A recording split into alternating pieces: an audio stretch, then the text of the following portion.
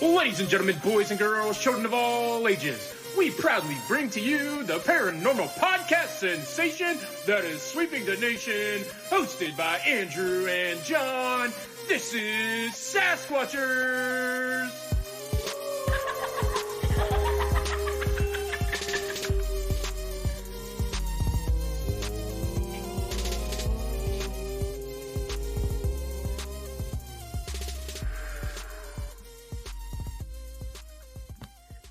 Good evening, afternoon, wherever you. Oh no! It's playing again. We're stuck in a time loop.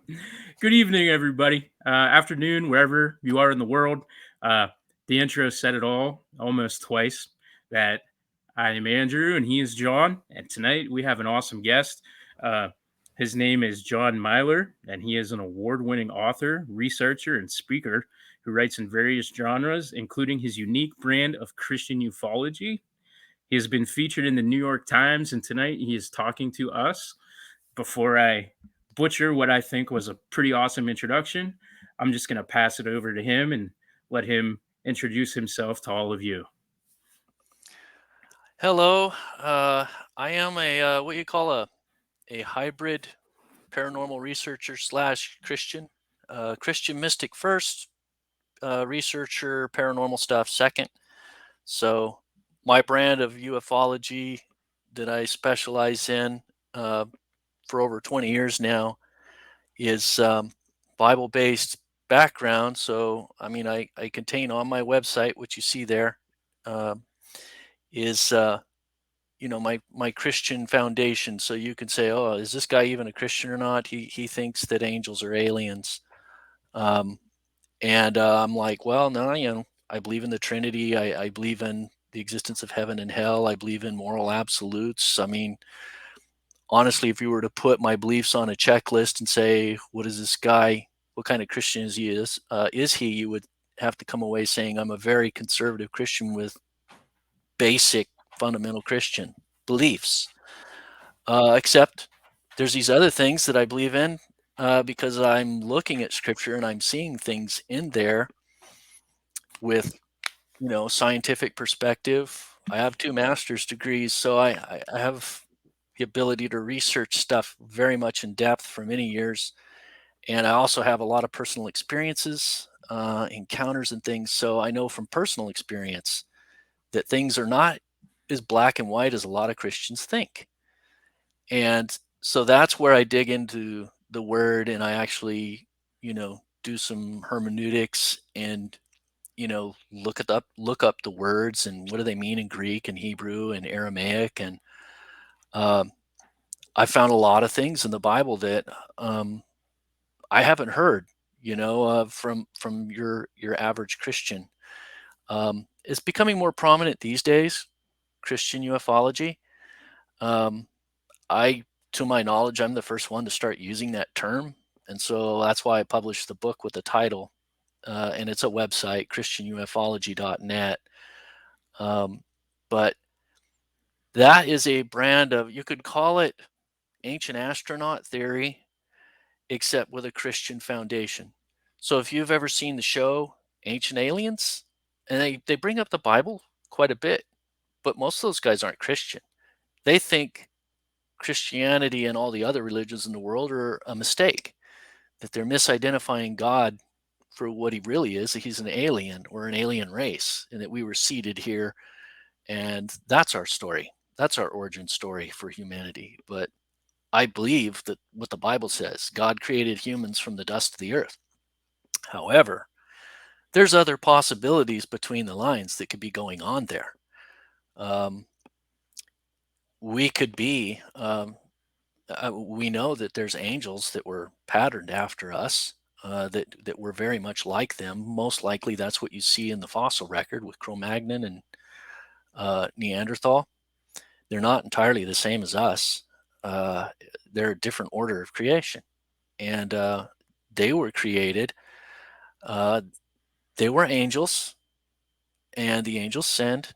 There's a whole theological story that goes with it, but the bottom line is, think about Adam and Eve when they were first created. They reproduced, but they were glorified and sinless. But then they sinned and they messed it all up, right? However, God's going to redeem it.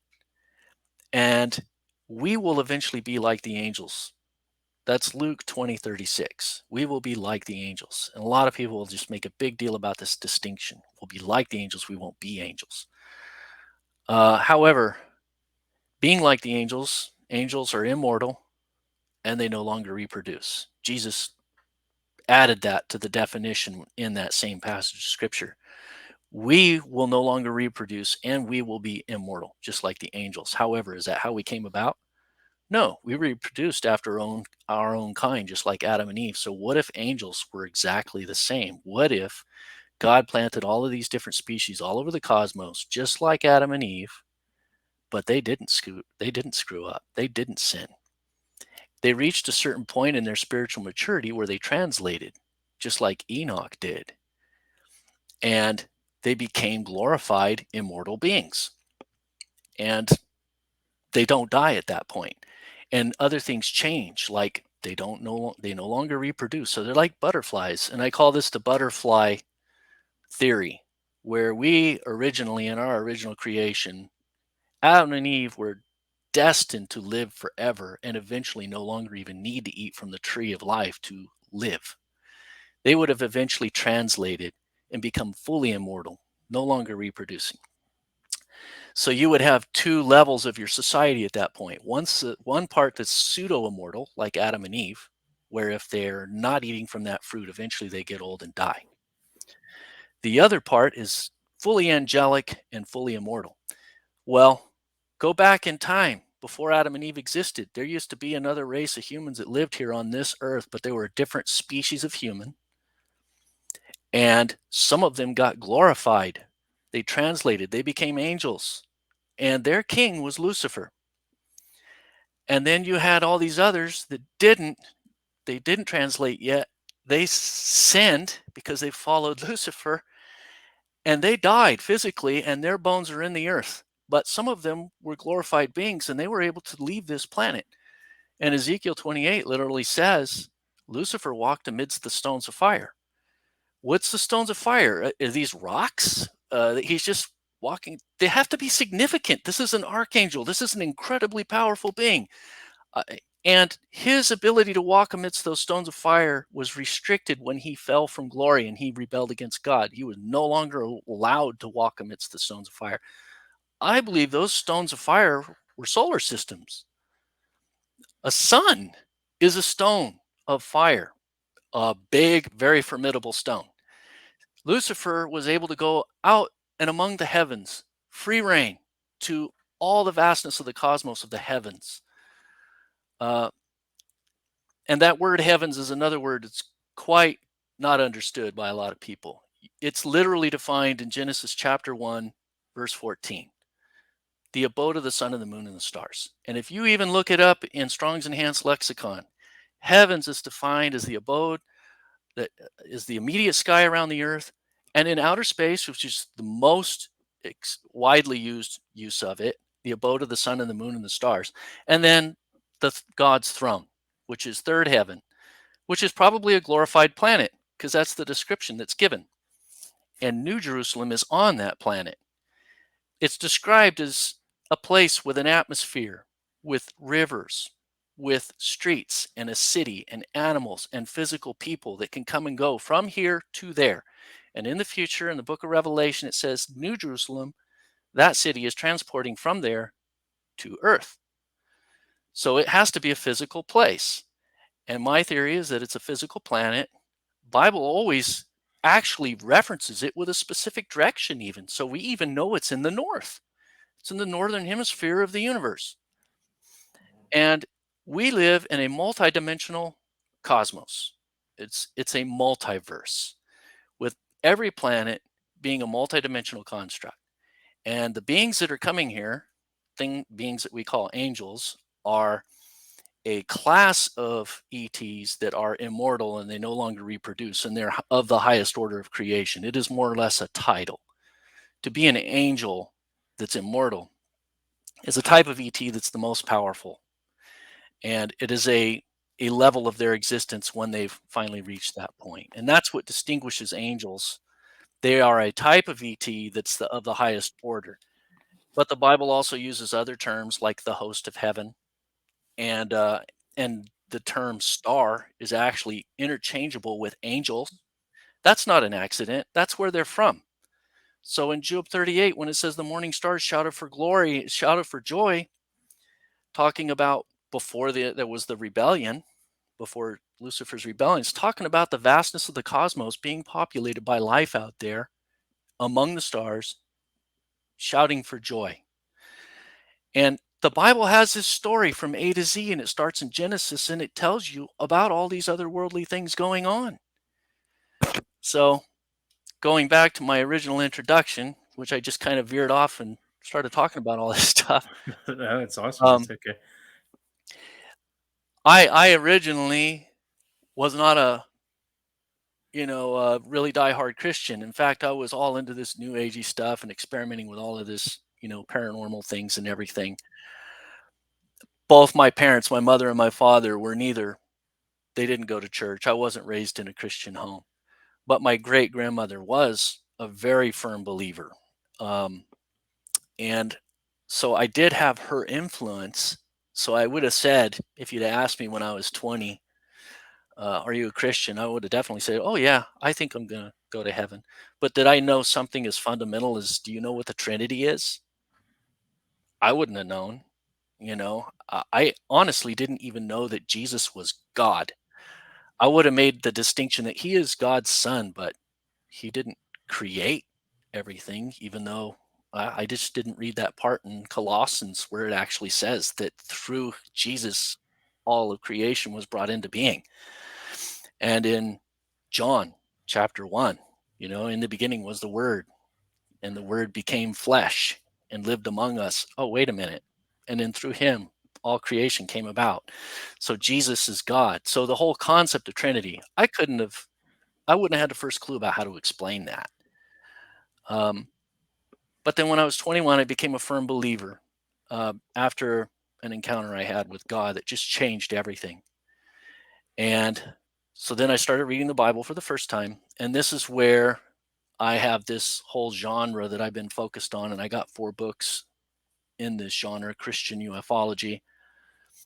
And that's where it comes from. I couldn't help but reconcile everything that I'd learned from the paranormal, which is encyclopedic, and started at the age of 5. Then I had this divine encounter with Jesus where I literally heard him speak his name in my ear after waking up from a dream. So I didn't become a Christian from an altar call, right? Or listening to a radio broadcast or having a friend convince me about Jesus. No, I had a dream. I went to bed thinking one way, and I woke up believing completely another way because Jesus came to me in a dream. It was literally like Ebenezer Scrooge, how he just went from one kind of person to another kind of person, just like that. And Can you describe that dream at all? Sorry yeah, to interrupt. yeah. Oh no, I'm sorry. I just talk it too much. You need more interaction from other people. It gets too boring. What happens is, as a host, I'm still learning how to interject without feel like I'm interrupting. So at any point, I'm kind of enamored by what you're saying too. So I'm just kind of sitting here almost Yeah, drooling, stop listening me to you because I'll speak. just keep babbling and, But and inject questions when they pop into your head because I think that makes the podcast more interesting, honestly. yeah, Uh, so are you able to kind of describe what that dream was like a little bit? yeah, I actually have a book titled the Eagle Star Prophecy, and I talk about that dream in that book in detail. But so here I was at 21 years old, and I had kind of going back in time. What really initiated this dual interest in paranormal stuff first, but Christianity later, and then having to reconcile these two in the middle was my great grandmother, who was the wife of a minister for all her life. They married, she was 16 when they married back in around the turn of the century. and he was an evangelist, and they traveled the United States, went to, I believe, 48 of the 50 states in the United States. During the Great Depression, times where they lived off the side of the road, living on potatoes for weeks at a time. They would go to the big tent revivals and all of this stuff. And so my great-grandfather was a preacher, and she, was just so immersed in the word. Everything that they did was just totally, if you knew anything about my grandmother, she believed in Jesus. And she literally saw him physically manifest twice. On one of those occasions, she had a stroke in the hospital, and she was in the hospital. She almost died from the stroke. And Jesus walked into her room, according to what she said, smiled at her, and the paralysis in her body left instantly. And then he turned around and walked out. And then, of course, the doctors were left with this miraculous healing and her testimony that Jesus did it. So knowing that about her, a lot of people would, on the one hand, they're like, Grandma says these unbelievable things. There was another occasion where she said an angel saved her life, walked into her bedroom and physically grabbed her and rolled her over because she was dying from carbon monoxide poisoning. And all of the poisoning left the room when he did this. And he left her room. She got out of the bed, went into the living room, and the front door was locked with the chain still. So how did he get in and out with that chain still on the door? And more interesting is the description of the angel. She said he was wearing a military uniform and a pickle hog helmet. Like, what's up with that? I mean, that's a very distinct description. Absolutely. I looked up that. The Prussian soldiers had that. And also for a brief period, our Marines had it over 100 years ago. So I'm like wondering if he was maybe related to her, or some great-great-grandfather or something. I don't know. But interesting stories she had. And then, of course, her visit with Jesus was the capstone. So these are the kind of things you could sort of expect from her, right? Grandma, the TV's on, it's going to be a preacher. The radio's on, it's playing gospel music. She knows how to play the piano, all gospel songs. She was involved in ministry in church, and intercessory prayer, and God, everything she did. And yet one night when I was 5 years old and visiting her house, the whole family was there, so it must have been maybe around Christmas time or something. She was reading a newspaper article, and then suddenly she silenced everybody in the room. The room was packed, and she said, "Okay, everybody, be quiet. I want to really announce something here." And she starts reading this article about a wild goose chase between some UFOs and a police car in the countryside of Madeira. And the scene she described, I recall it. This was before the movie Close Encounters of the Third Kind came out, and this scene mimicked exactly that movie. And when she finished reading the article, and I'm sure everybody was wondering, why is Grandma reading this? She said, "When I was a little girl, I saw a UFO." And she's described that when she and her sister were kids, and they lived on the plains of Kentucky, before they had even seen a motorized vehicle before, they saw a UFO cruising across the plains of Kentucky. And it flew so close to them, they even saw the dude inside in the glass bubble on top, or transparent bubble, and he turned his head and looked at him as he went by. That's how close they were. And he went over these bluffs and then zipped off into the sky and disappeared lightning fast. And she said that it was a cigar-shaped UFO. It was a shiny aluminum kind of alloy. They had never seen anything like that before. They had a wagon. So this was her story. And then she and her sister ran home and told their mom, and she swore them to secrecy. She said, "Don't ever tell anybody that ever again." So they didn't have any of these influences like, comic book or, some other, anything like that. Not in their house, A few scraps of that kind of stuff existed probably back then, but they certainly didn't have it. They didn't know any frame of context for this. Yeah, the time frame of that would probably be real early ufology too, right? Yeah, Like, yeah. And this was, so 1915, around oh, there. so I mean that predates even like Roswell and stuff. Oh, way. Yeah. Yeah. So They were sworn to secrecy, and then not long after that, her sister died when she was still a teenager. So she kept this to herself her entire life. And then suddenly reading that newspaper article, all of this came rushing back. And she was like, you know what? I got to get this off my chest. I've been keeping this to myself all these years. So she just announced it to the family. She says, you know what? I don't care what people think. Those things are real. And of course, I'm only 5 years old. This is 1975. I'm like, Mom, what's a UFO? I wouldn't leave her alone. And she's like telling me, well, Star Trek. We were huge Trekkies, never missed an episode. So she's like, it's kind of like that. It's probably something like that that's really going on out there. So in my young mind, I just figured they're both true. What grandma says about the Bible and stuff is probably true because I believed in God. I would have told you that. I mean, something in me, even at that young age, I knew God was real. I just didn't know the Trinity or any of the other details. I believed God, and I also kind of believed that He was love. But then I had a dream when I was 12, and in that book, The Eagle Star Prophecy, that was my first revelation of God, where He showed me that I went to heaven in the dream. I actually went to heaven 2 times, 2 different dreams. The first dream, God showed me that He's love, and then He did this by blasting me with His bolt of energy, and it was pure love. It was God. If you ever talk to anybody that says they've been to heaven, ask them to describe to you what's the single most important or most distinguishing characteristic about that place that you can tell me.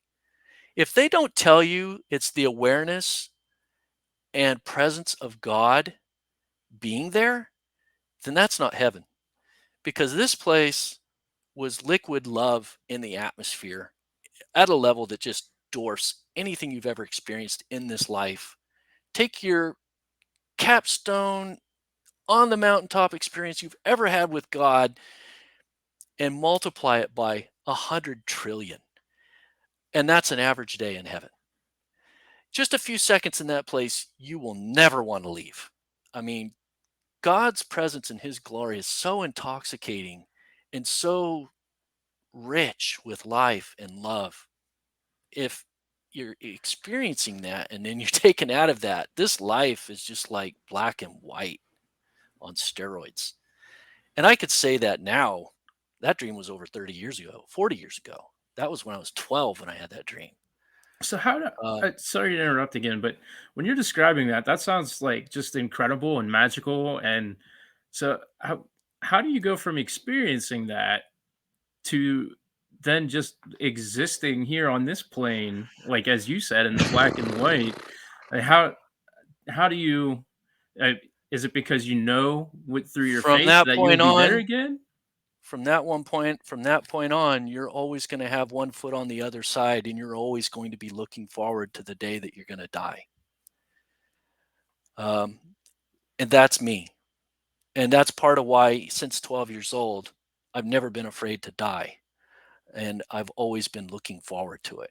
And honestly, there have been harder times in my life where it was a struggle not to take advantage of that. Because when you have no fear of death and everything in your life is telling you, destroy yourself. And I've had dark times like that many times. And the only reason I didn't is because I knew God didn't want me to. And I didn't want to go to Him with nothing to offer. So I had these revelations. And the other dream that I had is I ended up getting stuck to this cross that was in heaven. I entered heaven through this back corridor, and I heard this glorious angelic chorus, and the same presence of God was there. So I know it was heaven. And I looked up, and there was these crosses in this line floating in the sky, and people were stuck to them, not nailed, but they were just like that. And I saw this energy going like this, and suddenly it started slowing down, and there was a new cross forming, and then it went like that. And as soon as it stopped, it sucked me up off the ground.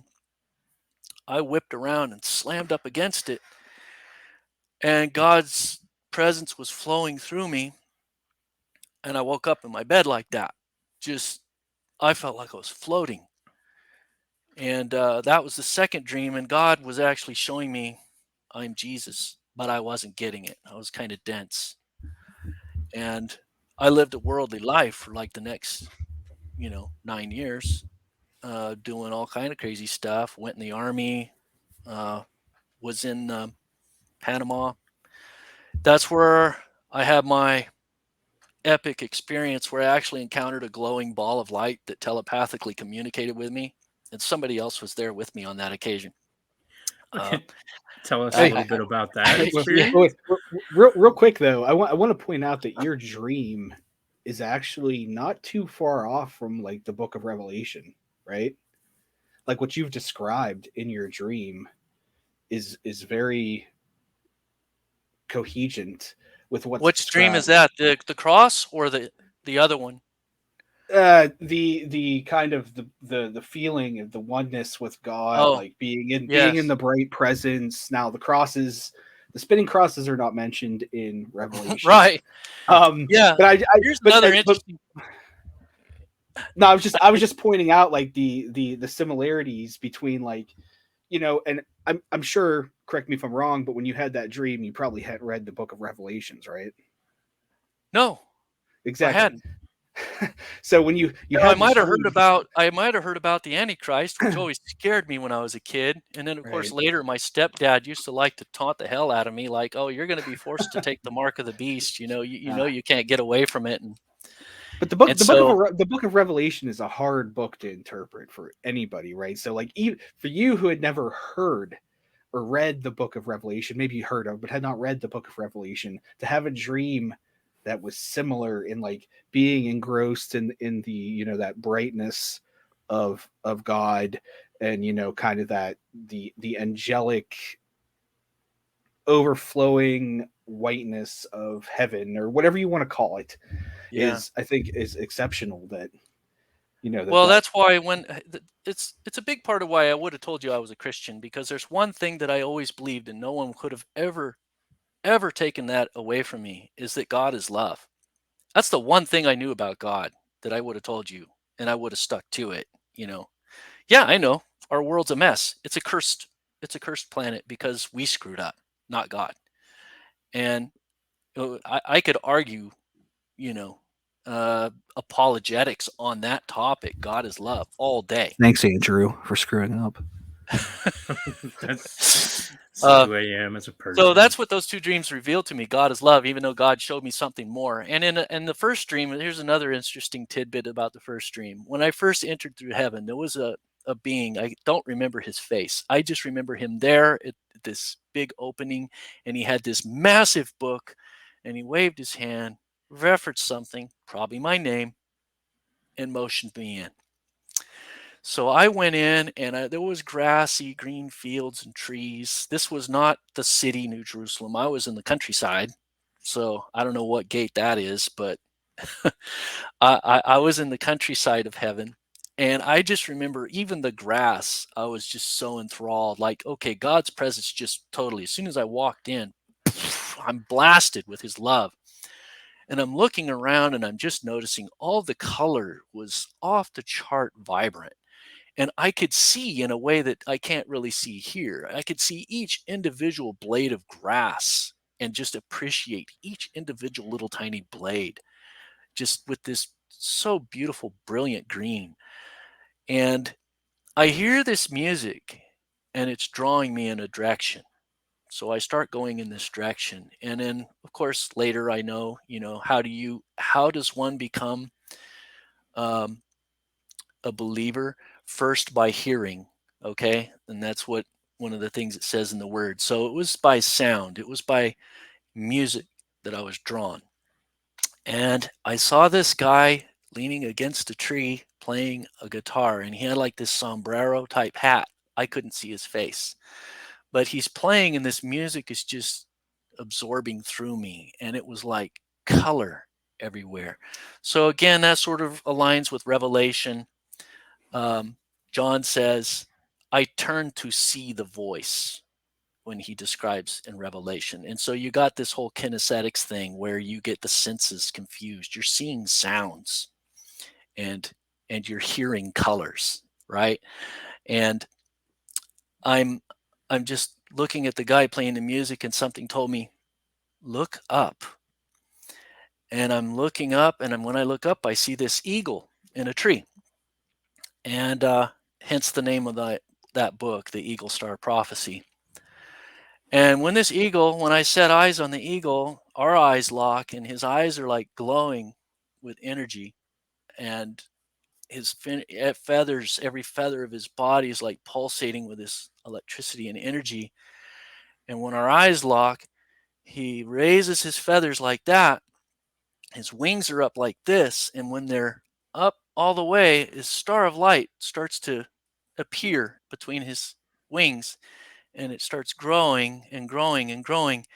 And when the stars reach the tips of his wings, it blasts towards me and hits me in the head, like marking me, right? Okay. And of course, that dream I wake up like this too, just like the other cross dream, right? And that was the first dream I had. And then years later, when the internet was young, I remembered that dream one day because I used to draw pictures of this eagle all the time when I was a kid, the eagle and the star. That was sort of my thing. I always wanted to draw that eagle. It just just brought me back to that place. And then I would remember the love. And so I always knew that eagle was a sign that eagle somehow was connected to God. And nowadays, I believe that the dude playing the guitar was the Holy Spirit. The eagle was Jesus in the office of prophet, and the star was the Father. He's unseeable. I mean, unapproachable light. And that's how I perceived him, as just unapproachable light, just brilliant light. And he marked me with his love. And I looked on the internet. I just typed eaglestar.com just to see what would happen. And a website came up for Morning Star Ministries with a book by Rick Joyner. And he starts talking about prophetic dreams and stuff on his website and encountering God in dreams. Okay, so I'm like, okay, that was random. I just typed a description of my dream, Yeah. which was a prophetic dream about heaven and encountering God, and it brought me to a website about somebody talking about dreams about encountering God. That type So of I had to buy the book. synchronicity can't be ignored. Exactly. I had to buy the book, and I did, and I'm Yeah. reading this story about how he encountered God in heaven as an eagle, and that there's all these eagles, and they're prophetic beings, and they're flying throughout the world, and they're finding people, and they're giving messages of prophecy everywhere. Some of the angels, like the thrones in that, like they kind of look like eagles, right? Like they had the multiple wings and the eyes and the things Yeah. like that. So that's why I think that maybe that eagle was Jesus in the office of prophet, and there at that tree, and he was Jesus in a tree. Okay, I haven't looked past that, but that was Father, Son, and Holy Ghost right there. So I mean, I had these things, but I went off and still lived my worldly life until I was 21, and then I had the last dream, which was I wasn't taken to heaven in that dream. Right, this was the darkest time in my life. I was like in all this addictions and just burning out, but not realizing it. I was thinking that I was free. I was finally out of the army. I was able to do what I want and explore and do whatever I want. No big brother government looking over my shoulder anymore.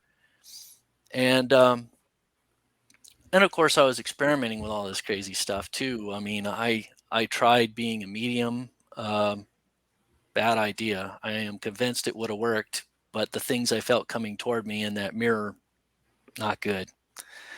Right. We spoke to a medium a couple of weeks ago, and Yeah. yeah, that is not something that is for The only spirit you want to channel is the Holy Spirit. right. And I believe Right. that's what that gift of channeling is intended for from God. Father Lampert said that same thing. Yeah. Okay. We talked to a Roman Catholic exorcist too. He said the same thing. Okay. So I'm in good company. Right. But yeah, I experimented with those things, and all kinds of other stuff, divination, Ouija boards. Got a couple of crazy Ouija board stories. So does my sister. The thing, before she even touched that little triangle thing, it flew across the room and slammed against a door by itself. And she like, ah! She jumped up and ran out of the room like, nope, not going to do that anymore. But I actually played with the darn thing. Me and a friend of mine, both of us were we would have said we're Christian. We only wanted to talk to something good. But the only things that came through, just me and one other guy, and it was saying all kind of stuff on there. And it was using vocabulary words we didn't even know, and we had to look them up in the dictionary. And we're like, oh, that's what that is. Dang, I probably should have known that word, but this is Latin. Why is it speaking Latin? It was just using better vocabulary than either of us had, but it was saying creepy stuff. I will take your heads from iniquity and feed it to the venomous beast. At first the way it spoke was this poetic way, and we thought that, oh, that's interesting, and it kind of lured us in. But the more we talked to it, the worse it got. And we finally said, no, let's just shine this. And then we ended up burning the board to get rid of it. And of course, no theatrical Hollywood stuff there. It didn't come peering back in our room or anything, but we probably did open a portal in a room. Wait, what's that behind you? Yeah, and I've been accused of summoning things. That ball of light, for example, in Panama that I encountered in the jungle, I was accused of summoning it. Like, no, I didn't summon it. But when you believe in things the way that you do, or the way that I do, I think that has a propensity to make things like that happen around you. More often than not. I've had friends tell me, just hang around you long enough, you'll be bound to see something before long. A ghost, a door open or shut, a light in the sky doing buzzing things or strange things, some creature, stuff disappearing on you and then reappearing. And the computer that I use in the other room, when I used to use it all the time, you hear the keyboard going like nuts later on in the evening when I'm not on it anymore. And I have all kinds of explanations to a lot of the stuff.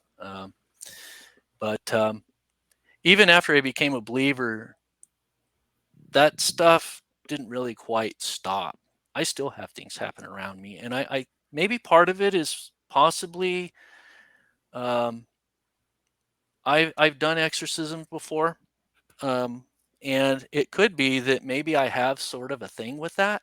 I'm not an ordained exorcist or anything, but I've done that. I've cast things out in the name of Jesus and saw definite reactions, manifestation type reactions that are hard to explain.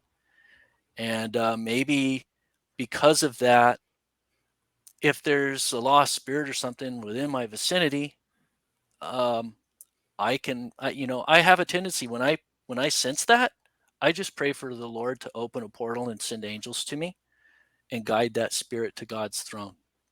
That should technically work, right? That's one thing that when we talked to Father Lampert, he kind of pretty much made it clear. He said that your belief as a Christian, your true solicited belief in Christ was enough to keep demons off of you. For the most part, yes. There's some, just like the one mentioned in the Bible, and I've heard it from a deliverance minister that had way more crazy experiences than I did. He'd actually seen people with telekinetic power manifest and make things move around the room. This guy said that, that there was a religious spirit that they encountered once where they were praying over someone and there was people in a circle around the person and the person was actually thriving on it because it was a religious spirit. And then the Holy Spirit told my friend, he said, no, he's getting off on the attention. What you need to do is form a circle around the person and face away from the person and just start singing praise to God. Don't even pay attention to the person. That's what he felt the Holy Spirit telling him. And so they did that. And then they just started singing a song, and And within seconds, man, that person started going nuts and manifesting, fell on the ground, convulsed a few times, gone. And he was delivered. Oh, that's So, kind of incredible. yeah, That's a unique story. Like I've heard stories of exorcism before, and it's straight from an exorcist, and still, that's a first for me. unusual. It's intriguing. Well, I mean, and then the story in the Bible is the disciples were empowered from Jesus directly, right? And yet there was that one instance where they went and they got the snot beat out of them. And they went back to Jesus and they're like, "What's up?" And Jesus said, "Some, you need to pray and fast." And that little story is just, it's there, so it sort of leads you to think that, okay, there's some that are pretty powerful. You might want to be praying and fasting before you go doing an exorcism. And I do know from personal experience that praying and fasting has a profound effect in your prayer life and in the things that you pray for. And I believe in, when I go do a blessing on a house or something, uh, I always feel the difference. I feel more oomph when I'm fasting. And so I can't put two and two together on it. All I know is that Jesus said that, so I do it, and I feel the effects. Yeah. And So yeah. before we hop off this subject or it changes real quick, I wanted to bring up two books. I'm not sure if you're familiar with them. They don't really have a known author. The first one's called The Cloud of Unknowing, and the second is called The Privy Council. Have you heard of those? They're from like the mid 1300s. They were written in Middle English. I can't say They're I know. yeah. Yeah. So so for anyone real quick that's listening, these are basically books that were found much later on than the 1300s. They were written in Middle English, and they are works of Christian mysticism that basically says, hey, yeah, believe in Christ, do this, be delivered, be saved. But if you want that theosis, that connection to God, here's how you do it. And these two books, basically spell out how to do this with like prayers, fasting, as you mentioned, and a lot of it is like these contemplative. I don't want. I veer from calling it meditation, but I mean it kind of is. It's basically meditation to I mean, where the like Bible almost says meditate on the Lord. yes. I So mean, it's basically this yeah. meditation like in a dreamlike state, and a lot of it in this book leads to like what you were talking about in some of your dreams, and back to the book of Revelation. Having this personal experience with God in heaven or in this other realm or Hmm. whatever you want to call it. These two books. Now, if you want to look these two books up, look up modern translations because I have the physical copies in Middle English. Yeah, I'm They interested. make Please, they please make no email me sense. the names of those books. I would look them up. Uh, Um, I have the PDF of both of them in translated English. I can just send you the PDF oh yeah, yeah. I mean, of them. I've read the Gnostic Gospels, the Nag Hammadi. So I've looked at a lot of those. Of course, the Book Yeah, of Enoch. I had to read that. I mean, right. that's the expanded Genesis chapter 6 book. And it's referenced in Jude. So Yeah, I but also these. know that it was a Nicene Council that was on the fence with it, they took it out by one vote. Mhm, So it's they very did. close to canon, and then the Eastern Orthodox Church actually includes it. So I'm like, yeah, I got to read Yeah, that. the Eastern Orthodox Church actually includes quite a few different Hmm. books. Maybe not call them canon, but I don't want to call them apocrypha either. They're more like Right? extra canon because Yeah, there's like the Jasher, Jasher. There's the what's the First and Second Maccabees. that's included in the Roman Catholic Deuterocanon Yeah, in the Old Testament. But regardless, so this book just randomly turned up like mid-century 1300s Middle English. I think it wasn't even discovered till the 1800s, but it's been traced back to the 1300s Middle English. We don't have an author. We don't know who made these books, but they're interesting. So you just kind of read them. They're not biblical, but they're clearly Christian works of yeah, writing. and that's why I look at those and I kind of weigh them with a grain of salt. Some of them, like the Gospel of Thomas, for example. Um, Then there's the apocalypse of Peter, which sort of Mm, indicates that mm. everybody's saved, right? Universe. That's where the God's divine plan is universalism. somehow he's going to save everybody, you know. And Yeah. well, I don't know about that. You know, that doesn't seem to line up with wide is the path to destruction. But you know, if anybody can figure out how to save the maximum amount of souls, it's God. And that's something I call God's algorithm. And I think that that's our existence, that everything that God does is to maximize the amount of souls that he saves because he's not willing that any should perish. So there, if you're going to say God is, you know, free will versus predestination, God is about saving as many as possible who are willing to be saved, who want to be saved. And he went to the cross to do that.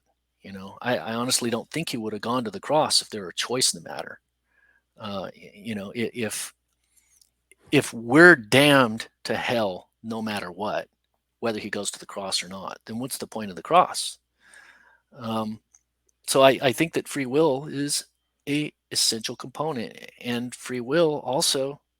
How does love bear meaning if you don't have the free will to choose, right? If you're programmed like a robot to love God and you don't have any choice in the matter, then is that free will? I mean, then is that love? God is love, and love requires freedom to be expressed. So that's a big part of the reason why I know that free will is part of it. But God knows. God also knows what you're going to choose. He knows everything. He's omniscient. And I know there's people that have argued, well, God couldn't possibly know. But you know what? What we're finding out about quantum physics and stuff, maybe there's other realities where every possible choice you could ever decide is actually being decided in other dimensions, parallel dimensions or something. And that the dimensions where you make the right choice, those are the ones where your soul is saved out. So in some quantum physics way that we can't possibly comprehend, God is able to save as many as possible. So you still have free will, but you still have God knowing, you know, everything that he knows. That's big theological stuff. But regarding the paranormal side of everything, you know, I was really into the paranormal stuff. I mean, since that declaration my great grandmother made when I was a kid, a 5-year-old kid, I grew up just absorbing these books. My mom saw that I was always asking questions about, you know, is time travel possible? You know, 5-year-old asking about time travel and you know, ghosts and you know what are ghosts anyways. Um, oh, it's a deceased spirit. Okay, then how do you explain the clothing on a ghost? The clothing wasn't alive, you know. Right. So, Yeah, I mean, that's I would have these questions, and my mom would be like, you know, let me just buy you some books. And she is subscribed to this Encyclopedia of the Paranormal from Reader's Digest, and we get one of these books every month. And I would read the whole thing cover to cover, and I just like absorb the contents. So I was like Fox Mulder, you know. I was a teenager, and you see something weird, and I'm like giving you 5 explanations as to what it probably is, you know. Um, that ball of light I saw in the jungle, I'm like, okay, it's not ball lightning, it's not swamp gas, um, it's completely invisible and completely silent when it's not flashing on. It's transdimensional, and the fact that it transmitted its location to me, I knew where it was at even when I couldn't see it. I literally felt where it was at, and that's the way it communicated to me. It was like letting me know I'm over here now. so you're kind of And drawn to it. uh, it came to me. So that story, I was in the jungle in Panama during the Panamanian conflict. I was in the infantry M60 gunner, and I was at a position in the jungle protecting the perimeter of the Fort Sherman. And I saw this light way out in the deepness of the jungle, but I was dismissing it because there was sheet lightning in the sky all night, right? And out there, you just see this sort of fluttering of light in the clouds, and that they call that sheet lightning. So I was filtering it out, but then I finally came to the realization that the light I saw in the jungle was down, actually in the jungle. It wasn't up in the sky. and it was getting closer and brighter. And so I just kind of observed it, and it came straight to our position. And eventually I saw it, maybe 100 yards away, that it was this ball of light about the size of a soccer ball. And it was brilliant, like a camera flash, a solid ball of pure electricity. And it was super light, like a camera flash, like, and it would flash on. And then when it was not flashing, completely invisible, completely silent. And then the next time it would flash, it would be bigger and it would be closer. And it was coming straight toward me. I mean, a V line straight toward me. And I'm like, what is that?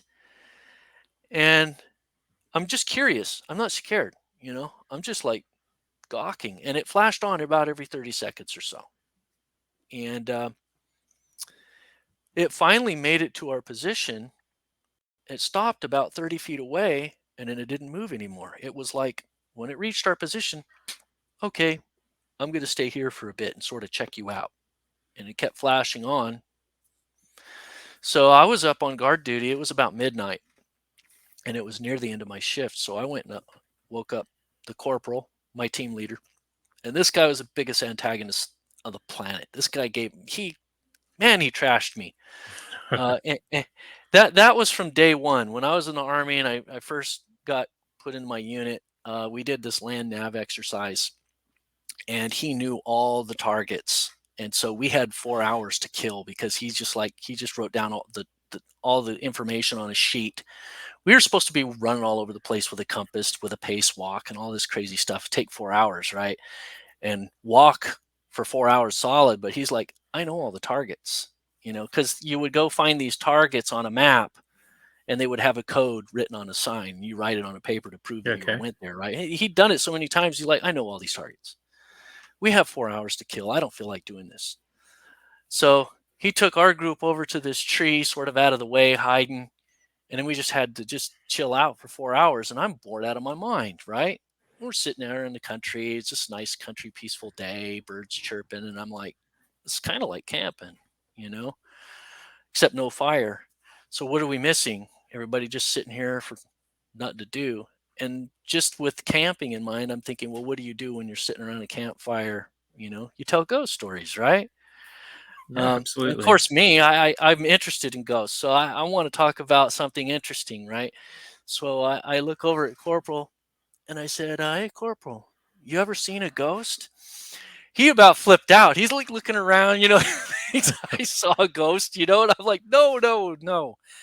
Have you ever, I just want to know, you have a ghost story. Most people I talk to, they usually have a ghost story, right? And it's hard to find somebody that doesn't have a ghost story. So there has to be something going on there. And I have all these theories, is it a thought form? Is it you're tapping into energy there that's a recording of something in the past? Or you actually maybe perceiving through a portal into the past? So it's not even a person or a thing that's really there right now. You're perceiving through a ripple in time. It's all these fascinating things it could possibly be. I had 100 explanations on it, all the stuff I read about. So I'm just wanting to get a ghost story out of him. But his reaction is he about flipped out, and then he turned and he's like, what the hell kind of a question is that? And it's Army infantry, a bunch of grunts, right? These guys, they talk about women, they talk about drinking, and they talk about maybe cars or football. Like maybe 4 subjects, and that's about it, right? Not a whole lot of intellectual stuff going on there. My brother's infantry, and I don't even know if it goes that deep anymore. There's like 3 things that we hear about, and that's it. Yeah, and I was an oddball in the infantry. I mean, I got out of the infantry, and I'm like, I'm done. I'm a barbarian at heart, so the rugged craziness of it, and running around with an M60 and repelling from helicopters and all the craziness that we did. I'm all about that. I love the wilderness and just doing this high octane crazy stuff, right? But I'm also an intellectual. So the barbarian side of me was there, and I'm eating bugs and all that, and I just love that. And I'm into survival and prepping and all of that. But I'm interested in all this crazy, intellectual stuff too. I love school. Like I said, I got 2 master's degrees, and I got a bachelor, and I got 2 associates, and certifications and stuff. And after I got out of the Army, I went into the Air National Guard and went into cybersecurity. So now I'm a computer geek, right? I practice in hacking. That's my master's degree is ethical hacking. And in screenwriting, and I write books. So that, total nerd, right? Nerd geek, yet, barbarian at the same time. So I was sort of an outcast in the Army, and this was where it started. I'm asked him if he ever saw a ghost, and it was like, good grief, I might as well claim to be some twisted pervert or something, because it was just an unheard of question, like, oh my gosh, you just breached a taboo, and now we're going to label you, stick a label on you and call you that for the next 3 years, and you're never going to get out from under it. And so this guy always, they had their nicknames for me, and but here I am in the middle of the jungle, and I'm seeing this paranormal thing, and I'm looking over here, and I'm seeing this guy that started it all, right? After And labeling you, now he'd here's been an making my experience. life hell for the last year and a half, or last year, and here he is, and I'm like, now the tables are turned. Now it's my turn. He's on my turf. So I go and wake him up, and I say, hey, you know what? It's your shift now, and by the way, there's a glowing ball of light over there, and it looks like it's intelligent because it came over here and it stopped, and it'll flash right over there in a few seconds if you just wait for it. But I'm going to go to sleep.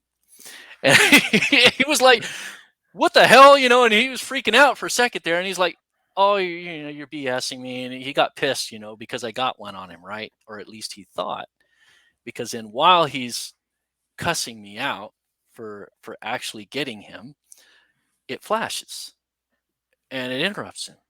And he looks, it's like, what the hell was that? And I'm like, I wasn't lying to you. There's a ball of light, and there's nothing that can explain this. No science book, no biology book can explain what is over there. And he starts speculating, oh no, because he sees it again, right? I pull out my AMPVS night vision goggles, flip them on. I'm looking around.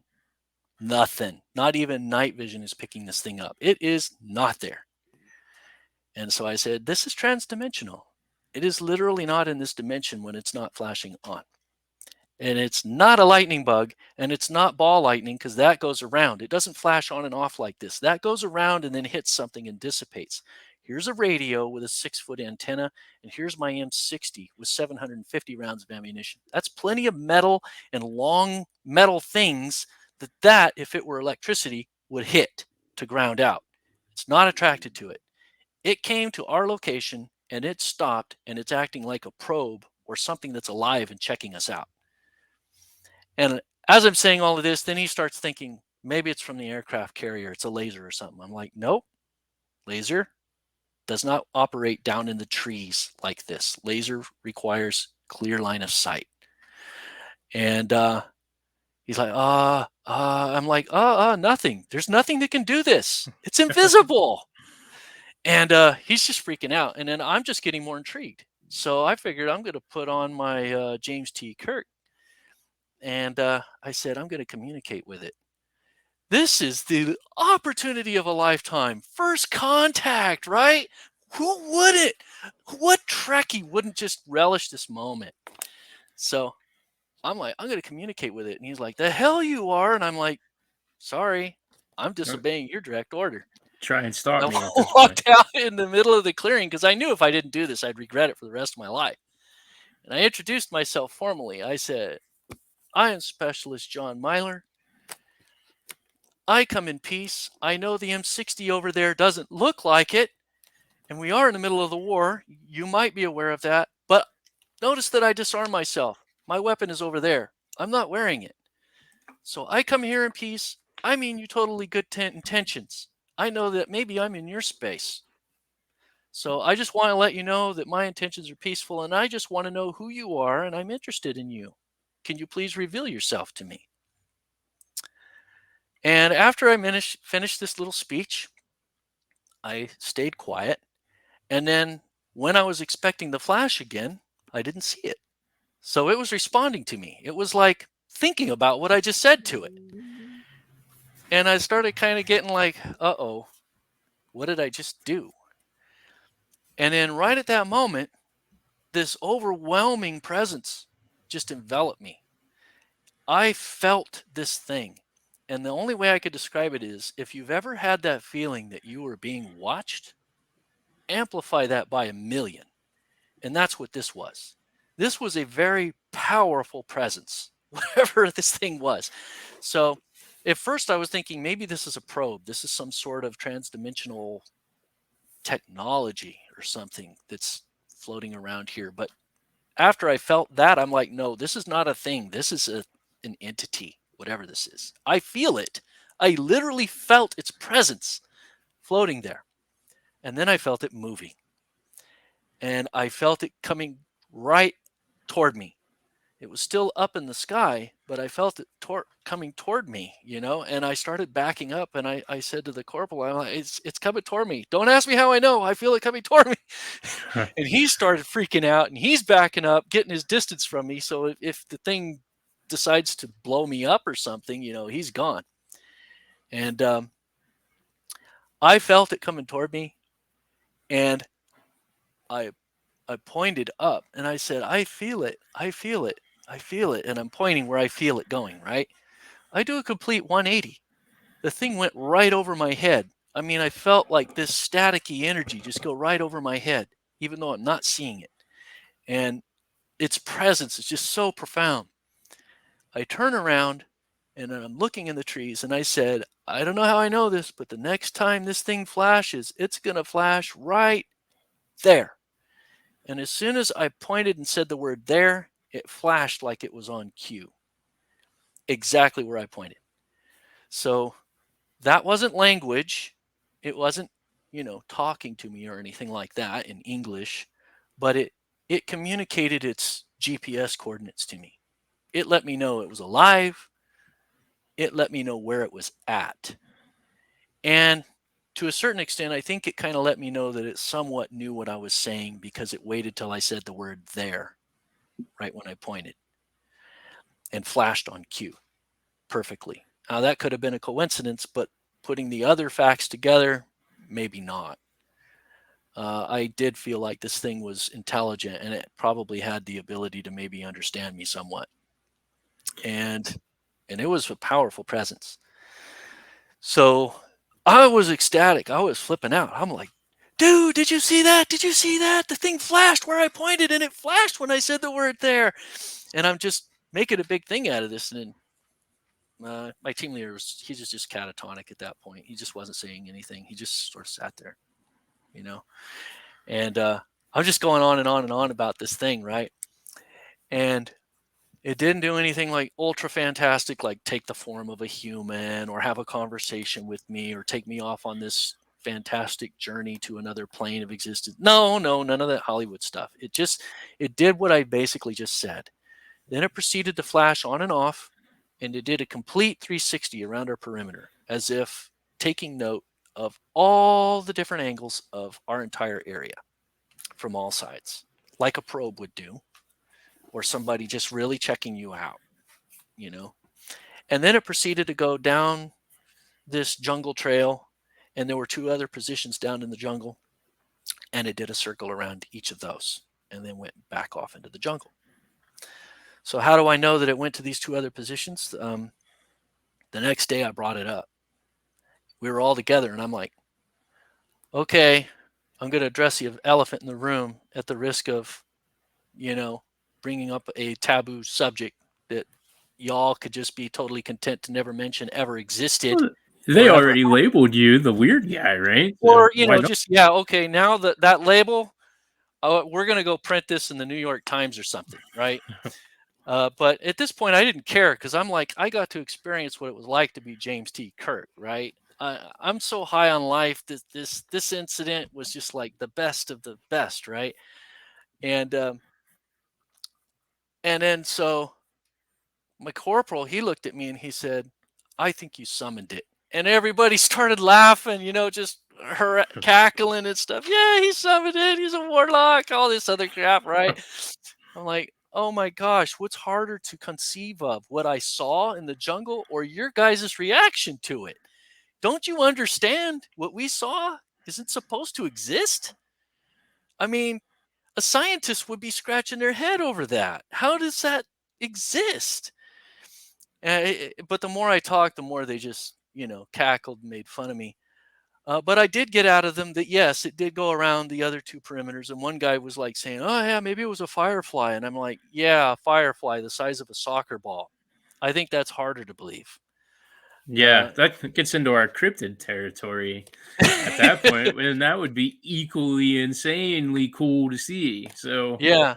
Of course, I was into Dungeons and Dragons back then too. I was a dungeon master for a couple years, and because those books are sort of paranormally, and I knew the monster manuals, I knew deities and demigods, and all these legends and folklore. Gary Gygax, the author, he was a big buff on mythology and stuff. So Yep. I read about the Will-o'-the-Wisp. So very closely matches what I saw.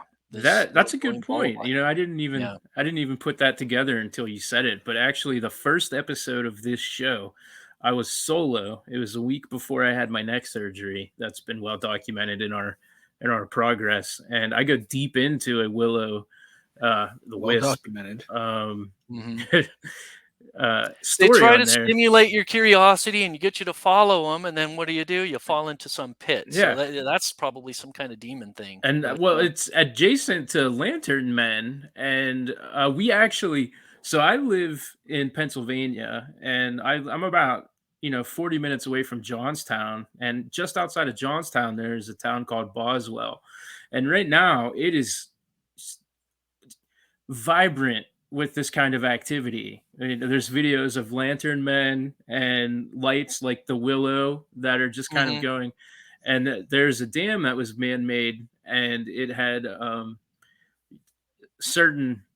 I didn't want to get into them because of the age of the victims, but there were a couple of suspicious deaths that had occurred around that same area. So um, General the that consensus is they're not good. yeah, However, the behavior of this one seemed more like a curious animal, in my opinion. It just checked us out, and I honestly think it could have killed me. And I have seen episodes of shows where something similar happened, and it did kill people. Or there was this one incident though, where a guy went into his barn. He was lured into his barn by one of these things, and he saw this glowing ball of light, and then it blew up, and all the animals in the barn died, but he was alive. oh So that wow, was odd. that's trippy. Yeah. But this Uh, thing was definitely, I felt it was alive. It was sentient. It kind of communicated with me. And it was just sort of like, just checking you out. All right, I'm going to go check these guys out now. And off it went. So, I mean, maybe if I'd have followed it, it would have done something bad. But I don't know. I I was in the military. I couldn't move. This was my post, So, yeah, I heard your declaration of peace as well, and that could mhm. have maybe led it to the way it acted in that Mellowed out situation. Yeah, instead of "Be gone, beast," or shoot You my should have weapon at you it. should have shot it. Yeah, you should have shot it. Oh, that's how you're gonna be, huh? Not so friendly you are. Psst, right. like I'm gonna shoot a ball of energy, not too brilliant. So that experience was like one of the most amazing ones because there was another guy there with me when it happened and it communicated with me and stuff. But I had a lot of other stuff happen to me. I mean, uh, and that's the content of some of my books. I put a couple of my stories in one of my books called The Paranormal Christian. Um, um, really bizarre stories,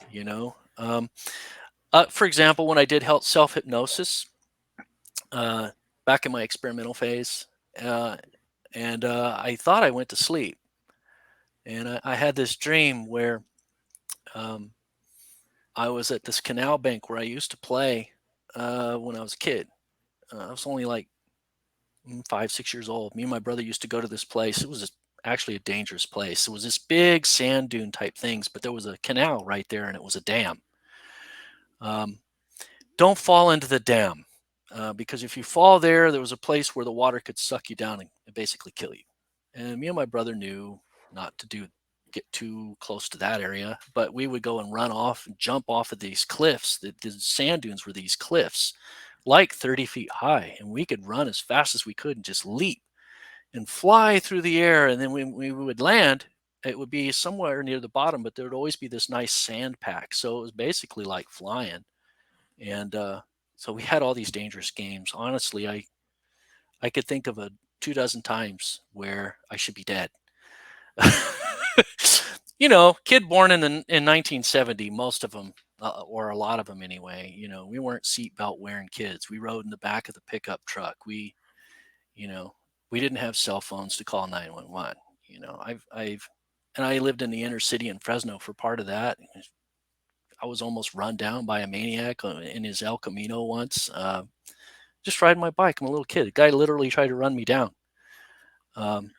So I've had all these near-death experiences, and part of it was just being a propensity, just free-range farm kid living there in Madera, and just we did dangerous stuff all the time. So we're there all playing in this dam area, and it was a place I used to play. So years later, I'm experimenting with self-hypnosis and past life regression and all this stuff, right? And this is a book I read, Past Lives, Future Lives. And I'm like, oh, yeah, there's probably something to that. I want to see what my past life was. And so you make your own transcript according to the book. And because you're listening to yourself when you're done, you automatically trust yourself, and you can inject whatever you want into the transcript to let you know that, hey, this is me. I'm your friend. I am my own friend. And I just want to remember something, right? So I thought, well, harmless enough. What could happen? So I'm listening to the thing, and then I pass out. I go to sleep. And I have a dream. And I'm back again at that canal, except I see myself, right? As a kid playing there. And I'm sort of floating like an observer. And, okay, dreams are like that. Sometimes you're an observer watching yourself, right? But I approach myself, and so part of the dream is I'm falling into that canal and getting sucked down and drowning to death, right? And then I flash to another scene and I see myself, right? And I float toward myself, and I'm like trying to communicate, but little me is not hearing. And so I reach out and grab me, and I get sucked up in me, and I wake up.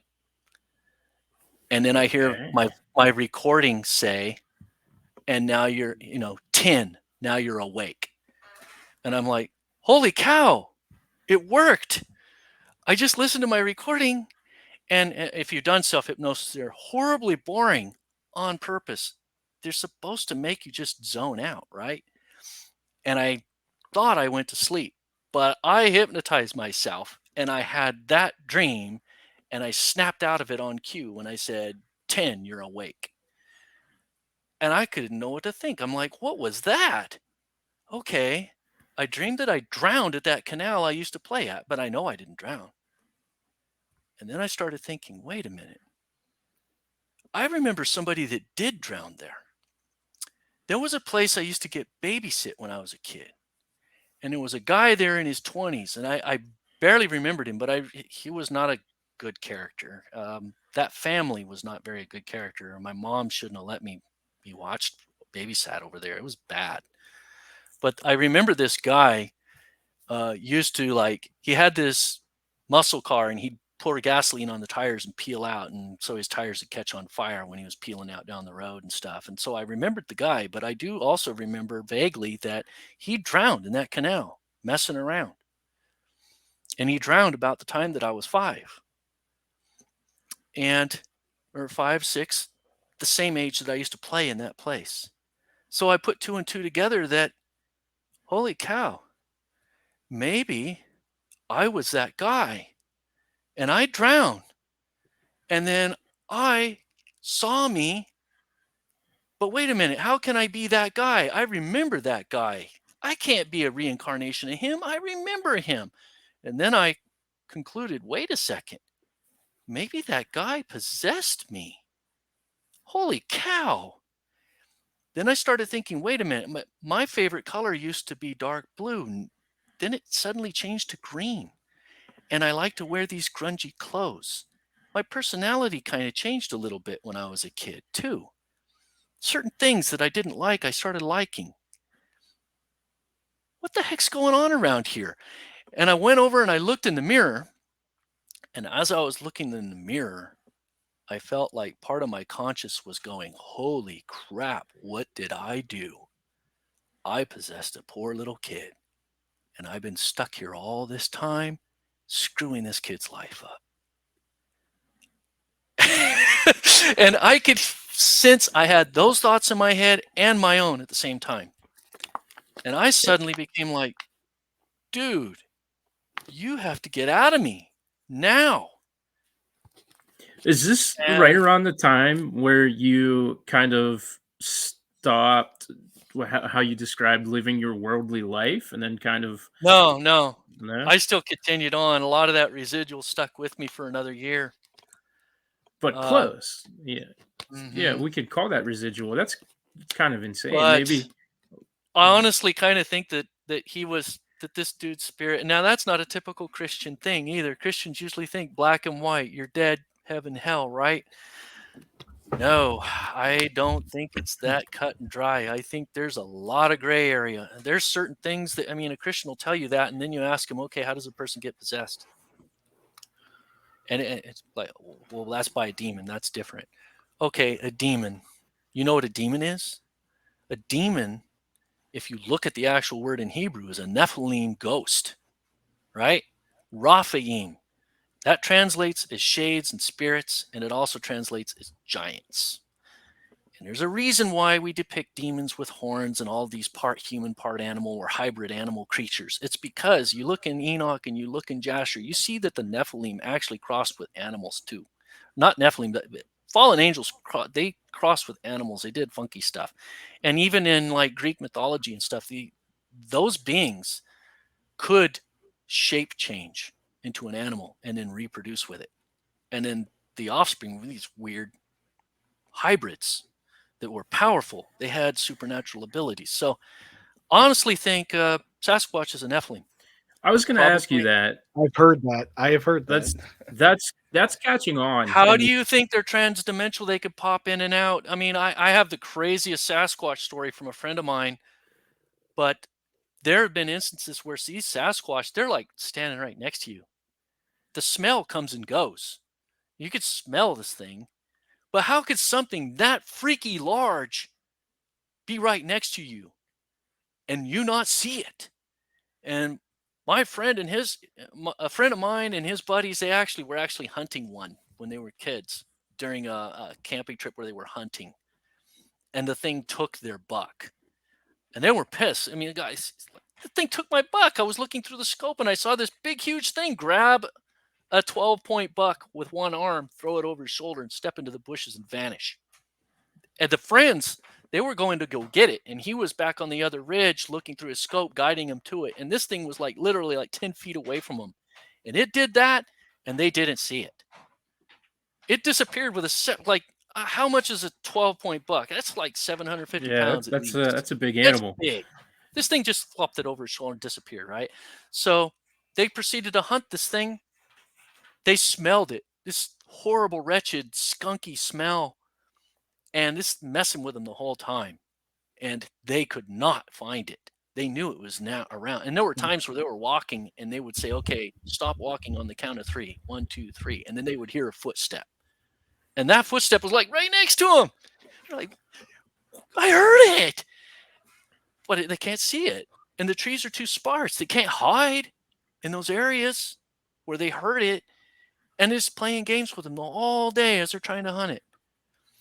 And then in the night, they were so scared. They went back to their camp. They had their food tied up in a tree. And this was in the Ozarks where this happened. Their food was in a net up in the tree. This thing climbed the tree, slashed the net, and took cans of beans and ripped them open like this. Ate them. Right. So Stone Cold Steve Austin, the beans. How do you twist open a can of beans, right? So they're like, that's not a bear. That didn't have bite tooth marks in it or anything. I mean, these were ripped open.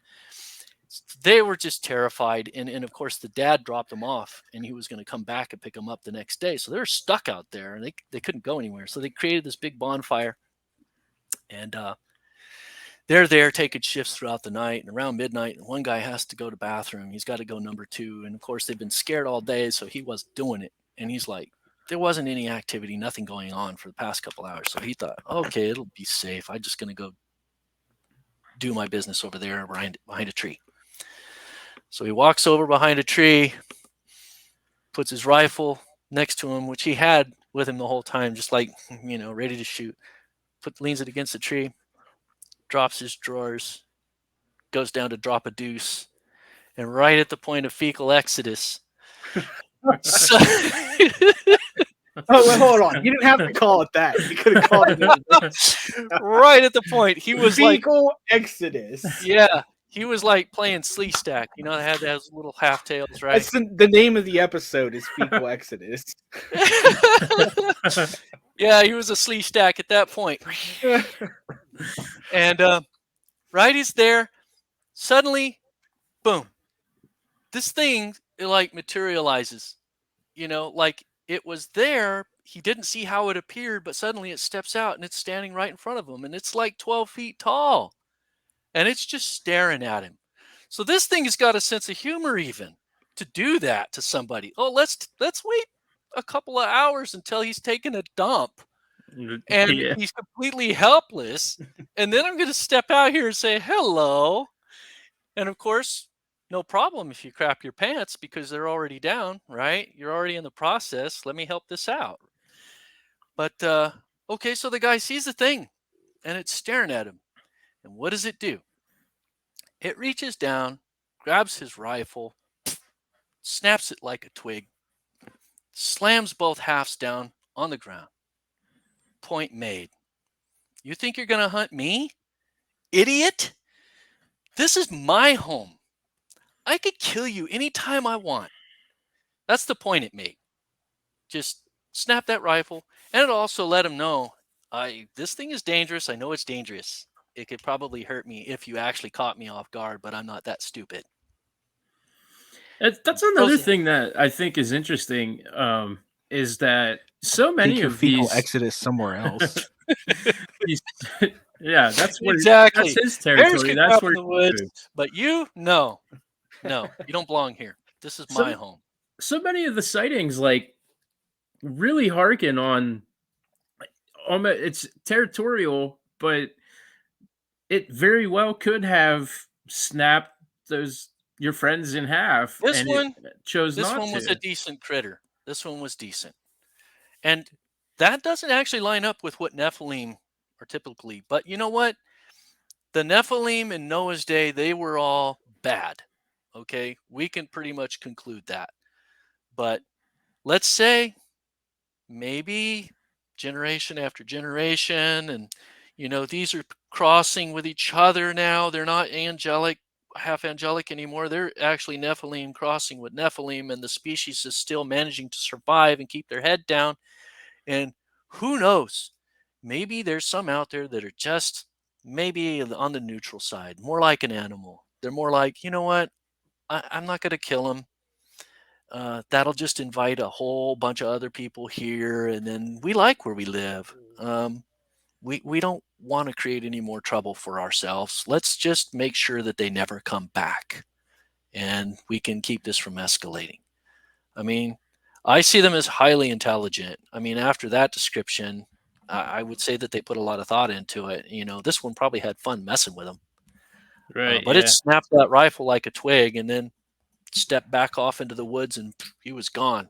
And of course, this guy was losing it, crapping all over himself at that point, and scrambled back to the, camp. And he woke everybody up, and of course they built up the bonfire and he stayed awake the rest of the night. It never came back, you know. And then the next day they were like, okay, well, we'll mark this place off of our camping list and we're not hunting here again. As for that nice 12-point buck, well, sorry, you know, we'll have to go without. So that whole story, I believe that is actually a Nephilim, and that the demons that people see, those are the ghosts of these things, because it's the same word in Hebrew, Raphaim, giant, shades, and spirits.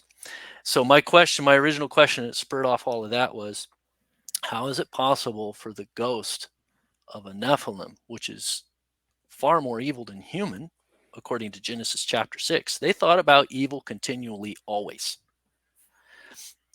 How come that gets the latitude to wander around like a ghost and possess people? And the Bible has ample evidence that people can get possessed by demons. But a human spirit's not allowed. You know, I mean, reconcile that. A human spirit that's not even as bad as a demon is not allowed to have any freedom whatsoever. But this much worse thing is allowed to roam about at free will. I don't think it's that black and white. I think that people can be possessed by a deceased person. It depends on if a portal got opened up. People can open portals by doing things like messing with Ouija boards or whatever. So it's people who create a gateway. And then, of course, cursed ground can do that. I think that a murder, for example, happening in a place can curse the ground and maybe thin the veil and allow openings. So, of course, Christians base their concept of, you know, when you die, you go to hell, and, you know, Lazarus and the rich man in the parable that Jesus said. But there's certain things about that parable when you dissect it that were like, okay, he couldn't go across the chasm to get to paradise, but does that mean he's not able to go back to, you know, the realm of the living in any way, shape, or form, even if somebody's trying to summon him? I mean, I think that that's a possibility. And I also think there's a possibility that maybe your bones are connected, still some kind of residual connection to your spirit with your body, hence the reason why graveyards tend to be haunted. There's also that story in, I think it's Second Kings, I'm not 100%, but that the people were carrying the dead body into the grave.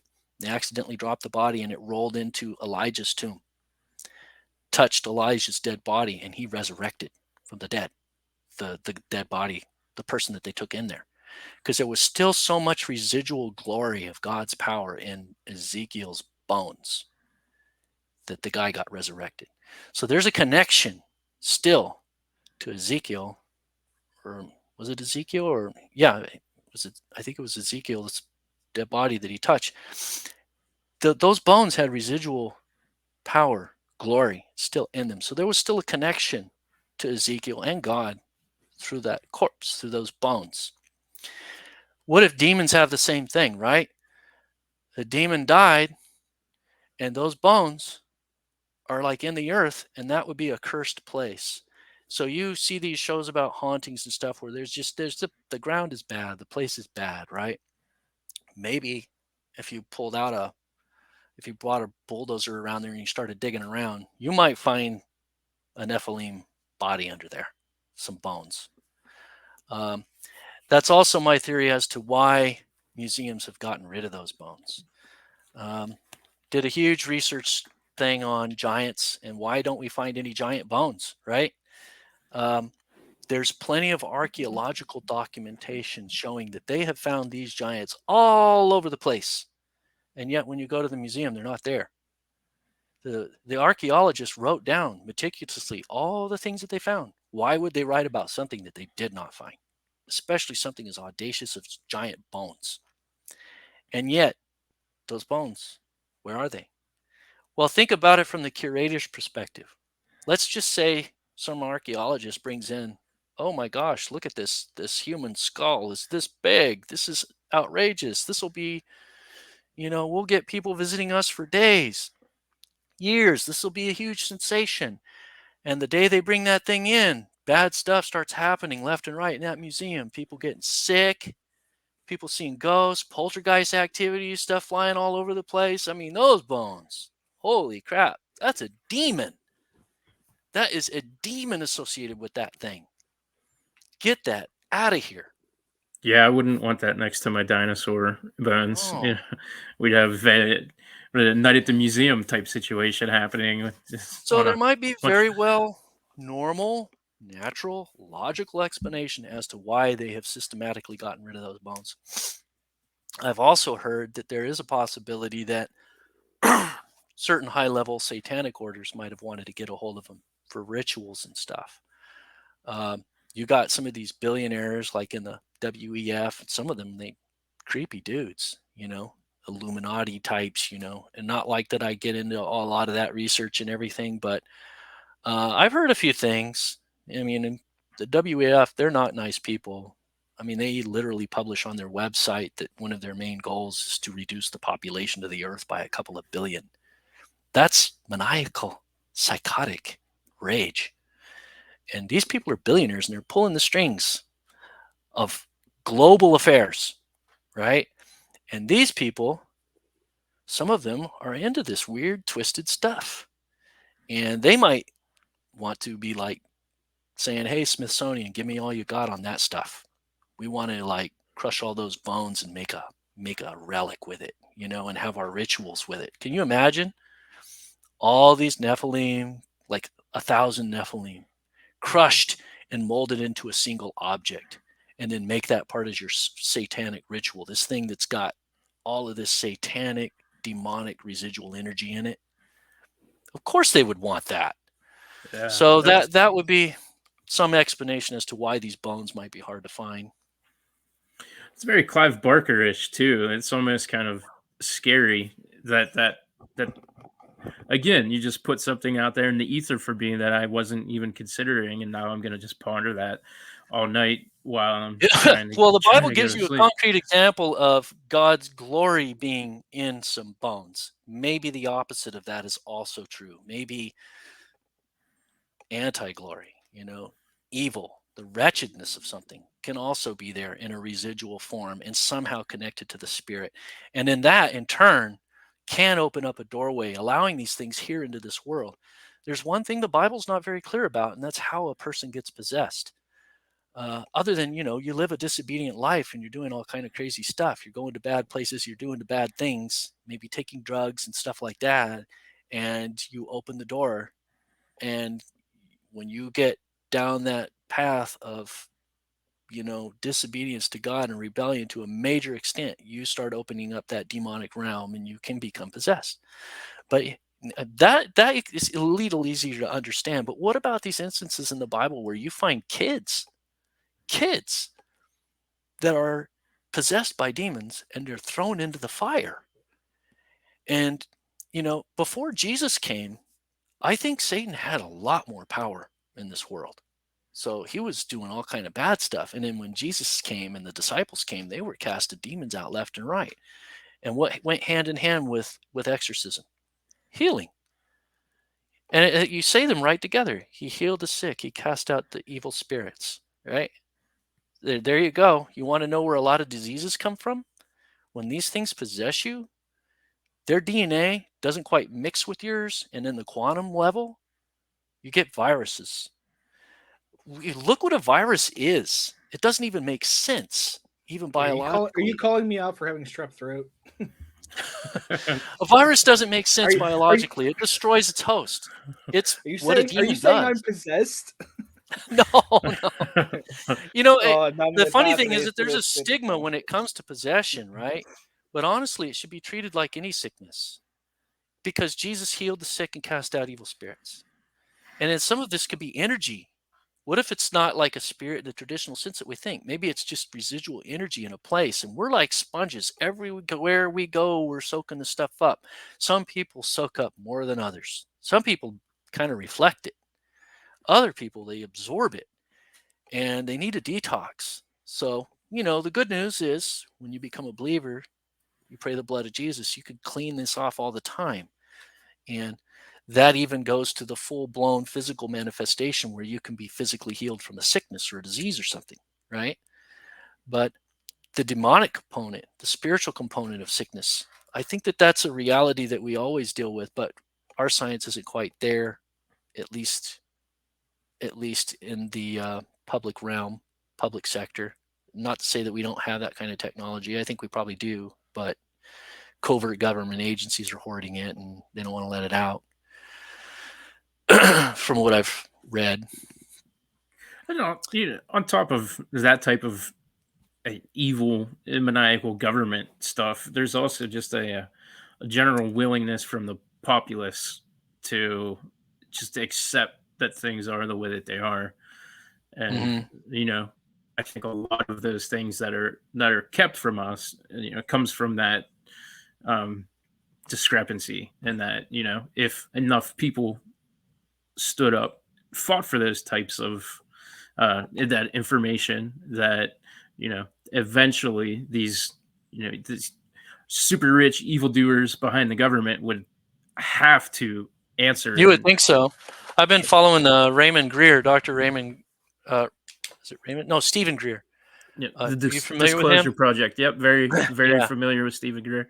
Yeah, I Yep. actually emailed him and they replied back, and I told them, hey, I want to go report to Congress. I got, there's a lot of government officials that are probably freaking out because they get read into the file, then they realize ET life is real, and then that kind of throws their faith for a loop. They're like, how do I reconcile this?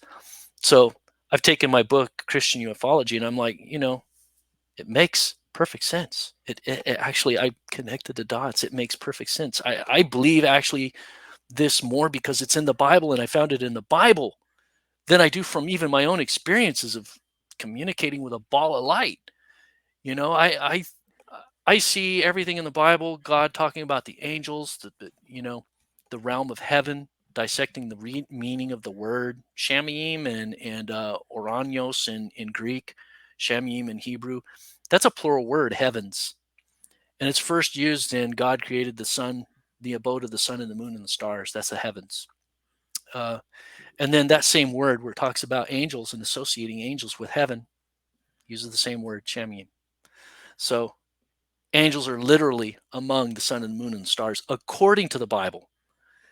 It's there.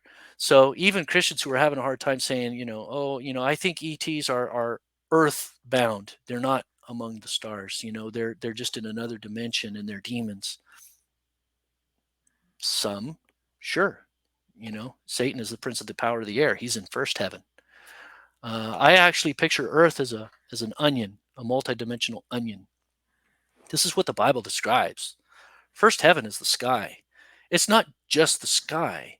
If you were to alter your frequency and go to a higher level of glory, you would find yourself, if me sitting in this chair, I'd find myself sitting inside either magma or solid rock, probably magma, because the Earth is a bigger planet in first heaven. And if I were to travel up until I get up, however big, that meaning Earth is really big, and I actually have dimensions described based on things in the Bible. But there's a whole nother planet that's much larger than the planet that we're on, and it's Earth, but it's a glorified world. It's much nicer, and Satan is in charge of it. But not all of it. There's regions. Michael, for example, the Archangel Michael, is said to be the protector over Israel.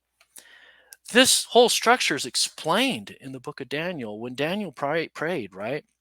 You get this picture, and Gabriel, when he reported him, the Archangel Gabriel reported to him, he described it. He says, I was coming from God's throne, right? So you can imagine traveling through outer space, through the dimensions, traveling as he came.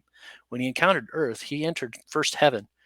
He got stopped. He got delayed by the Prince of Persia, which is a fallen angel in charge of that area over Persia. But this happened before Persia was in power.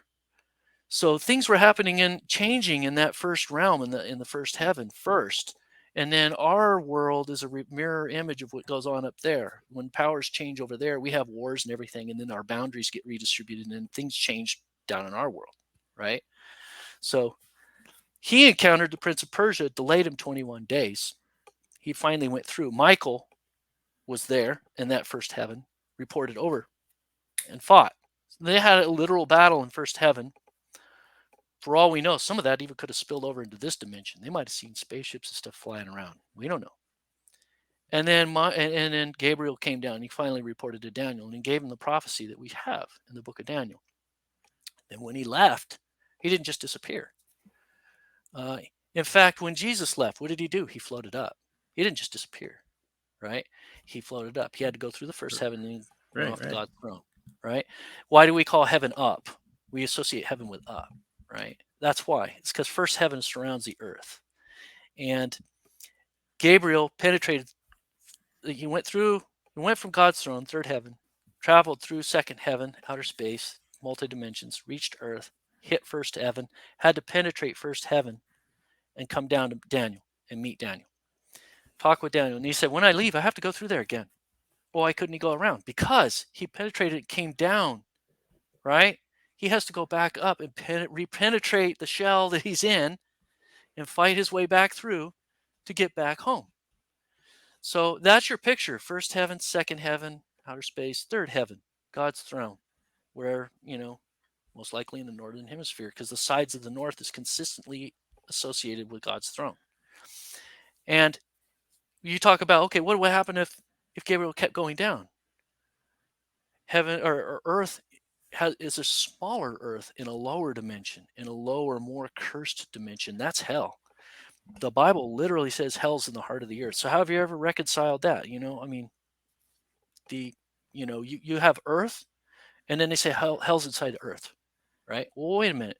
You drill a hole, you find magma, lava, unless you believe hollow earth theory, but even the whole earth is not going to be hollow. There's, science behind that. You dig, you go down far enough, it gets hotter and hotter and hotter. And that's not hell. I mean, that's magma, right? How can you have a civilization in that? Solid magma, liquid magma. You can't have a civilization in that. However, if Earth is a smaller planet in a lower dimension with all kinds of places that are just burning torment, but it still gives you latitude to move around.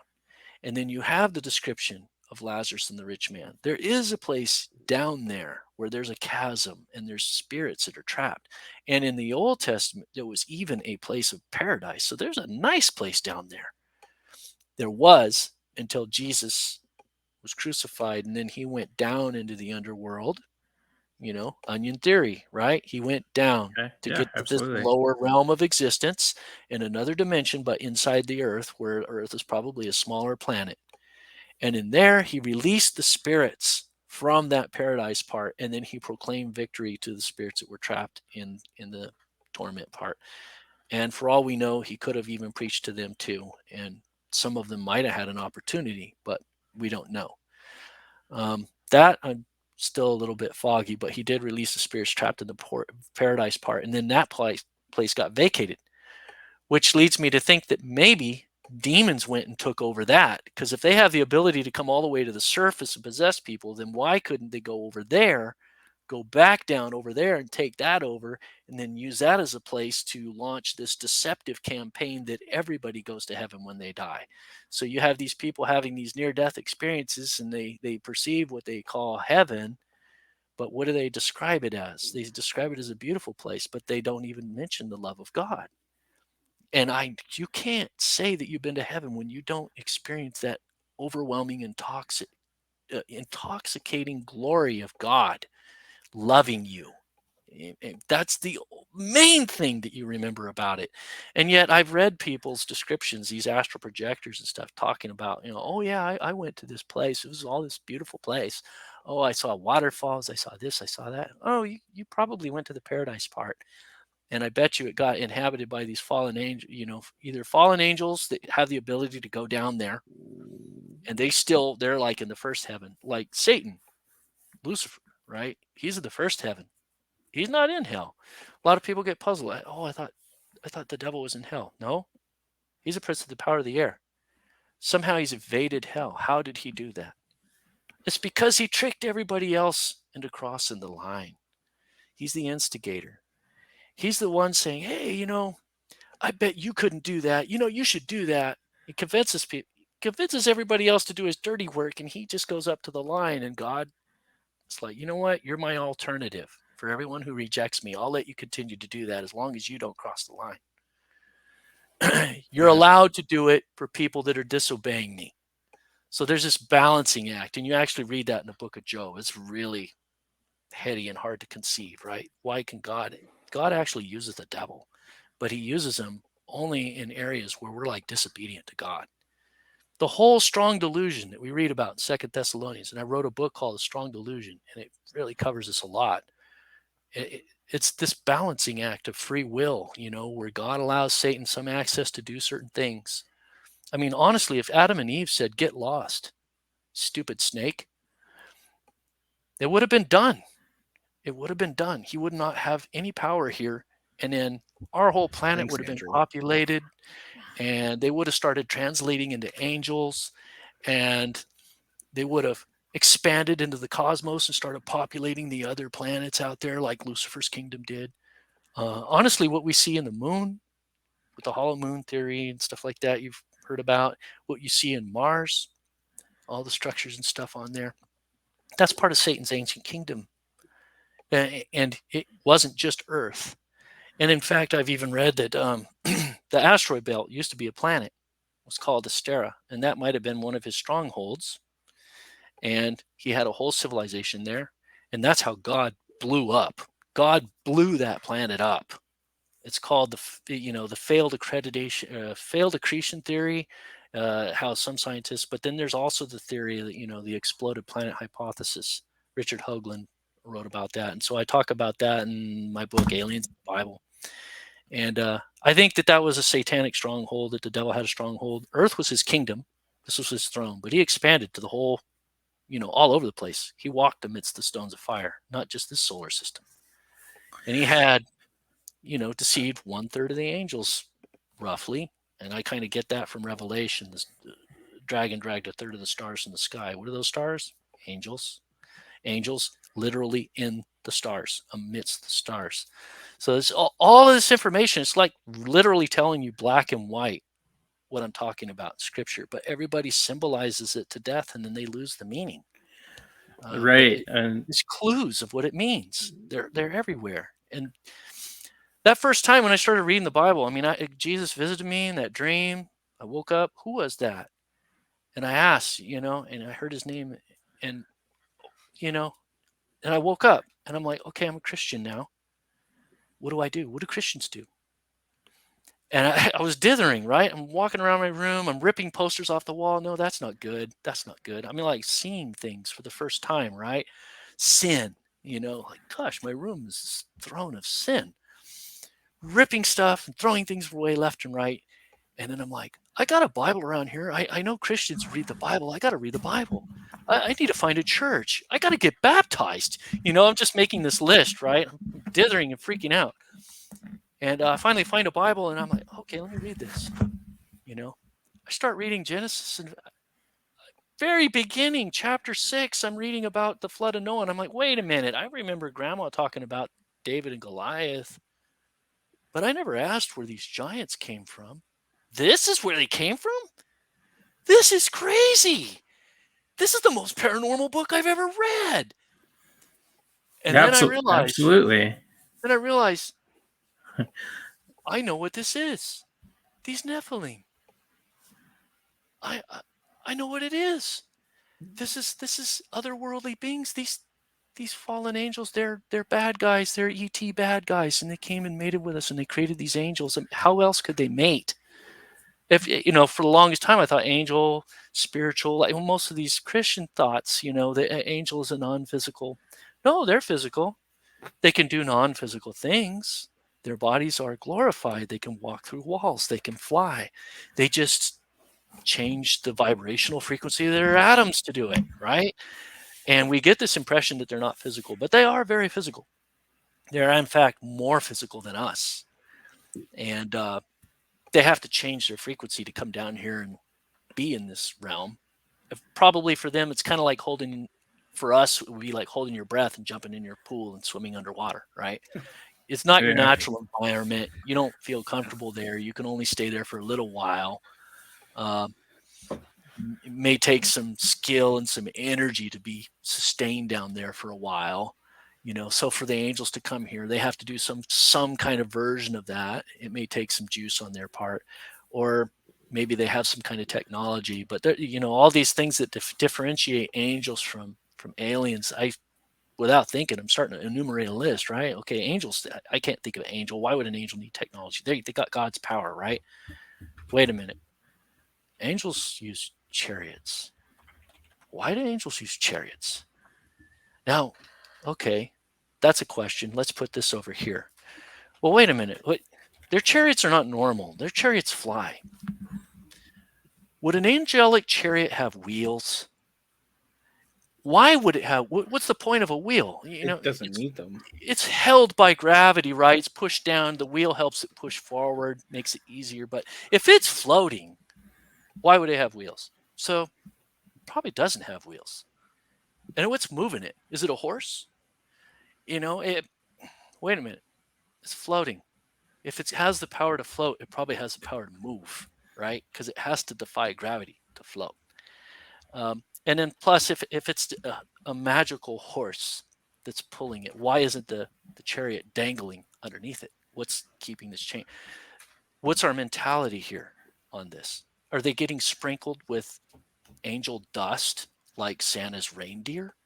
Is that our mentality here? Or are we going to apply some common sense here? This is angelic technology.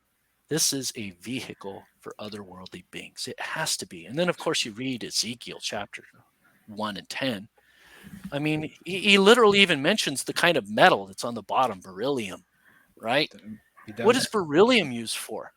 Rocket nozzles. It's a heat-resistant metal. The shape of a saucer, it's a wheel within a wheel. Then the wings, they connect at the ends. How can the wings connect at the end? How can you? Well, wait a minute. What if it's the top part of the paneling of a saucer connected to the bottom part? So if all you've ever seen fly was a bird, then you're going to think, okay, it's got wings, but these wings are different. These wings, they don't flap. So it actually says the wings don't move, right? They're like fixed. So a set of wings like that and another set of wings like that are connecting to it somehow. Well, that forms the shape of a saucer. And then when you turn it sideways, it's round. It's like a wheel. And it's got these lights, series of lights that are wheels within wheels. I actually read a dissertation on that, and it was very good. But, described it point by point, And then, of course, the dome on top, which I speculate, the Merkaba, right? God's glory over the top of this, right? So it says that there's a crystal dome on top.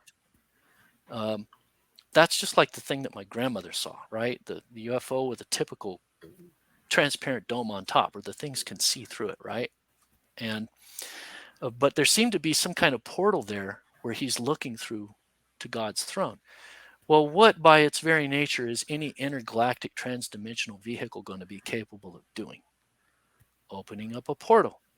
These things aren't these things aren't manually traveling like with traditional propulsion. No, they warp gravity, and they say this spot way over here on this side of the solar system or universe and this side over here, let's just pull them together with intense gravity and then make this spot right here so you can look right through into heaven and see God's portal right there, opened right up above it. That's your angelic chariot. Let's bring God's presence with us directly wherever we go and through all creation. So Absolutely. it would be entirely possible to just take this where we're at now, go all the way back to the beginning of this fascination that you have, as a 5-year-old kid listening to your grandma talk about what she saw, that what she witnessed when this ET structure blew by was angelic and, sent or shown to her because of her, undying faith in. And she saw Jesus too. She saw both sides of this. And and the funny thing is my grandmother never felt any need to reconcile this, right? She's just like, okay, they're both real. that just God created them too. Right. So I love that, as that was like just to kind of like bring it back to where this interview started. I love that as an ending point, just for that synchronicity of, the whole conversation itself, how we were able to just kind of get to that point, and then suddenly here we are back to where we started. I think that Yeah. that's actually a really good ending point. And Nice bookend. I have a John, we've 2 hours of intense conversation with you. This is the longest interview. I have trouble believing that negatively.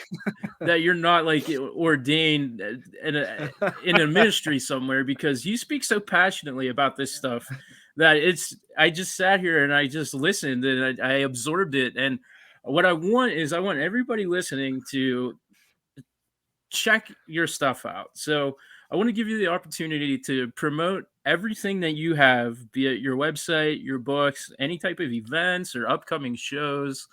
The floor is yours to just go ahead and advertise and promote. Yeah, thank you. I mean, that's why I chose my name right there. That's my website, my main website. I do have a couple of other websites named after the books, thestrongdelusion.net. And really my main passion is to let people know that there's big things coming. You look at what's going on. There's so many signs of the times. We're in the end times. We've been in the end times since Jesus, right? But and then God says he's going to be here soon. And so we just always think that, soon in the biblical sense, that could be thousands more years, right? But honestly, I don't think it's thousands. And everything's looking like this is going to be our lifetime when Jesus returns, which also means it's in our lifetime when the Antichrist comes and all of these deceptions coming. And Jesus literally said, as the days of Noah were, so shall it be in the days of the coming of the Son of Man. That was a prophecy that we're returning to the days of Noah. And what was I talking about all this time? The days of Noah that opened this all up to me. That I'm reading about these angelic beings interfacing with humanity, right? And Jesus said we're going to return to that. He picked all of history he could have picked. He chose Noah's time when angels were interfacing with human contact, right? So that's where we're at. And this was all opened up to me. My grandmother kind of just handed me this mantle and said, no, I didn't want to mess with it. You do something with it. And I feel like I've kind of put these things together, right? In that book, ChristianUFOlogy.net, thestrongdelusion.net, those are websites for those books. And if somebody can't afford it, just email me.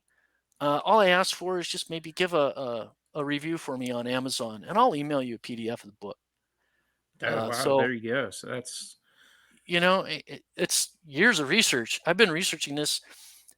I wrote my first article and put it on the internet when the internet was barely coming into existence in 1995. So I've been researching this a long, long time. And my latest book, Christian UFOlogy, is the second edition to Aliens and the Antichrist. So the Strong Delusion contains some of that, but it also contains this whole other branch of research where Islam comes into the picture. And I don't know if you've heard of the book by Joel Richardson, The Islamic Antichrist. Yeah. That book contains that research, which I got permission from the author. It contains some of that research, and then I built on it and then added this whole otherworldly stuff. There's things that I talk about in that book that honestly scared people, and they didn't want to interview me because of what I reveal in that book regarding Islam. And it's just, wow. I actually read the Quran and the Hadiths, and then I found all these things in there. I mean, there's things that I haven't heard anybody talk about because they're afraid, right? For example, did you know that the Quran actually talks about Muhammad being operated on with heart surgery by the Archangel Gabriel? Cut open his heart, did heart surgery, put it back in, right? So you think, oh, that's just some symbolic account. No, it goes further. It says a group of kids actually saw this happening and freaked out and screamed and ran and told their parents. And when they came back, they found Muhammad with stitches on his chest. Does that sound like symbology? That's something that happened to him. So that book brings out all of this research about otherworldly things in the Quran and in the hadiths and stuff. And the jinn, this whole mythology about the jinn, those are Nephilim.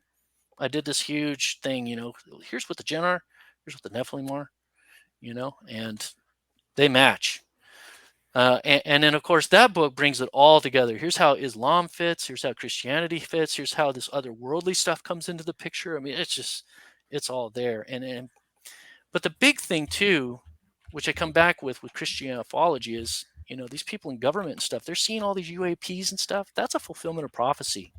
That's Noah. That's Noah's day returning now, return of the Nephilim. And we're seeing it now with all of these UAPs and stuff. And now our government isn't singing the tune of, it's swamp gas, it's whatever. No, now they're saying, we don't know what it is. That's their first explanation, but they're warming up to it. They're eventually going to say, okay, it's real. Cat's out of the bag. There's a base on the moon. There's a base on Mars. We got a space program. The whole thing about this intergalactic space program, like the Federation, I don't think that there's this time traveling thing that I've heard about where people get into this space federation and it's in the future and then their time regress back. I don't think that's true. But I do believe that there's a lot more than our government is telling us, that we do have actual contractual agreements with these things, because that kind of stuff is in the Bible. It even tells you in Daniel that in the end times, there's going to be battles where beings from the heavens are going to be interfacing with us. We're going to be doing battles with otherworldly forces. And when the Antichrist takes over, he's going to have otherworldly alliances. So you're talking about governments that are aligned, that have alliances with these things that are beyond this world. That's what we're seeing now. China probably has some of this otherworldly technology. They got off the moon, and they have their alliances. Germany during World War II, stuff that they were coming up with, they had otherworldly connections, and then we got some of that from them, some of their technology and stuff, and we got our Roswell. Russia has their, so. Not only are we reverse engineering and we got all this technology stuff and these international corporations that are hoarding this otherworldly technology. We talked to Stephen Greer about that. All that's going on. But all of that is a fulfillment of prophecy. And that's the whole point of my books. I want people to know about this. I want Christians to see this. I don't want them to have the rug pulled out from under them. I don't want that Independence Day moment coming where they walk out to get their newspaper and see a ship in the sky, and then everything that they thought they believed in with the Bible and Jesus and all of that is suddenly they think it's thrown out the blown window. asunder, right? Yeah. No, we don't want that. I mean, John, thank you for joining us tonight. I mean, like we've had 2 hours of conversation here that I think is just beyond anything that we've ever done so far, and your topics are beyond interesting. So I would appreciate if everybody could check out johnmilor.com, check out his books. Definitely worth checking out. Drew, I think here from us as Sasquatchers, we're very appreciative too. And what do we always say? Thanks for squatching. Thanks for squatching. Squatch you later. Yeah, so we didn't tell him. We have to tell him ahead of time. Yeah, that's part of the gag there, I guess. Yeah, sorry. That's awesome. We always end the show with our silly little catchphrases, and you got lucky there because we didn't make you do it. Everybody else has had to. Hey, I'll do it. Thanks for Sasquatching, man. Yeah, thanks for squatching. Squatch you later. Oh, yeah. Thanks for squatching. Got to get it right. Squatching. johnmilor.com. Thank you.